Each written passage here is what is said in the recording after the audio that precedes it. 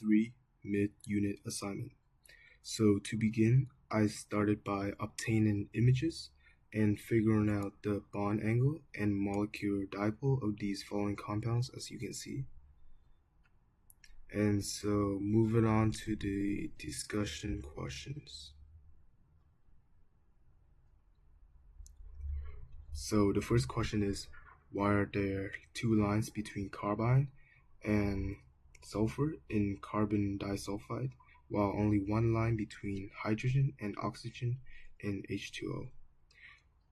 So my answer for this is the two lines between carbon and sulfur in carbon disulfide show a double bond, meaning each carbon shares two pairs of electrons with sulfur.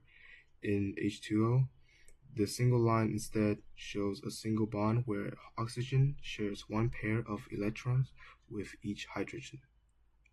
And so moving on to the second question, why is it incorrect to draw water as linear? If water were indeed linear, what effect would this have on the polarity of the molecule?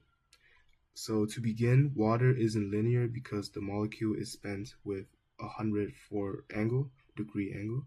If it were linear, the dipoles from the oxygen-hydrogen bonds would cancel out and water would lose its polarity. Moving on to the third question, the last two compounds, chloromethane and tetrafluoromethane, are very similar except that in tetrafluoromethane, 3 hydrogen atoms have been substituted for chlorine atoms. Explain the effect this has on the bond dipoles within each compound and the overall molecule dipole for each compound. So to start off, in chloromethane, the carbon-chlorine bond is polar, creating a dipole. But in tetrafluoromethane, the carbon and chlorine bonds are also polar, but the symmetry cancels out the dipoles.